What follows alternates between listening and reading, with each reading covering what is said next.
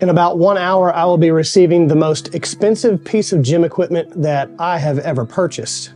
Even as a guy who owns a commercial CrossFit gym, most of the things that I'm buying are barbells and plates and kettlebells. And as far as one-off purchases, I can't think of many things that have gone over the $1,500 mark for one piece of equipment. You see, the reason for all of this is that I had a low back surgery about 2.5 weeks ago. They did a discectomy on my L4, L5 region. And, a couple weeks after I went in for a follow-up, and it does not seem to be getting any better. And actually, it's a little bit worse. So, had an epidural steroid shot yesterday. Not feeling much from that either. But it looks like we might have to do another surgery. That's what I'm hoping for anyway. Yes, I am hoping for another surgery because it feels like Rambo's knife is in my low back the whole time. The truth of the matter is that I've been rendered absolutely useless in a physical sense, and I'm going insane, so I have to have something to occupy my time. Therefore, we're going to do a massive overhaul and facelift of the garage gym. I need to start incorporating some more isolation-based movements, things that don't load my spine, although give me some sort of progression and trajectory for doing something productive.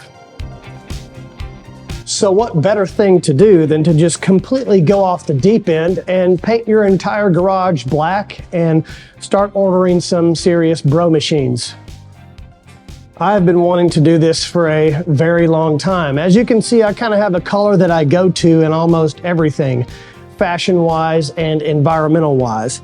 I told these guys that I wanted everything black. Every surface area that you could possibly imagine, I wanted it to be black. And maybe that's depressing, maybe that's a little melancholy, but for me personally, I like black because it requires you to look within for everything. A little bit of introspection because you can't be distracted by the things around you. So there's definitely a theme going on here, but today we're going to be receiving an integral piece that I've wanted for close to 15 years, but I've never felt good about spending that kind of money. And something about having surgery and having a life-altering injury just makes you want to spend money. And I pulled the trigger last week on a functional trainer, and I haven't seen any videos or any content at all really about this specific brand, mainly because it's a little more expensive. But in my opinion, the whole buy once, cry once is definitely a thing. For me, it's buy nice or buy twice.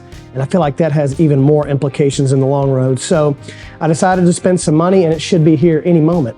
Also, here's an interesting side note. If you have a home gym and you're the type of person who's always trying to change things up and get it just right, this stuff is in the way of this functional trainer. These little furniture movers, oh my gosh, life changer. Even for something like this massive squat rack, typically I'd put one on each corner, but my leg extension machine is taking those right now, so you can just slide them up into the middle. Hopefully it's balanced. You can move it all over the place. Relatively easy. Talk about an excellent delivery service. Old Dominion, knocked it out of the park for one by bringing it right to the garage. Not just a curbside delivery as they advertise. They usually always will bring it back to your garage if needed. This is a hefty box. It's well over 1,000 pounds, and it's gonna be a little bit of a project to put together, but what else am I gonna do?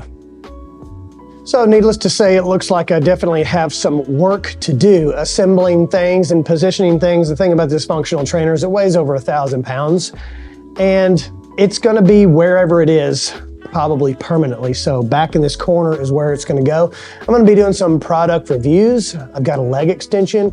I've got this converging arm chest press machine. A lot of these are really cheap Amazon purchases, just because I wanna see how the quality is. And then I have some ideas for some more upgraded pro quality type of stuff if they suck. If you want to watch some of these reviews, assembly process, getting this gym in order, and specifically what I'm doing to walk myself through this surgery recovery / low back injury while still maintaining some sort of exercise regimen, subscribe to the channel. Let me know if you've gone through something like this and how you've recovered, if you have recovered, any type of surgeries, rehab, exercises that did well.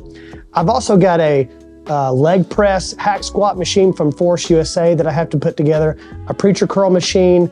I've got a pec fly machine that looks really interesting, not like the typical upright one of these, but I'm gonna be working on that this week. So stick around, subscribe to the channel, let me know you're here, and we'll see you soon.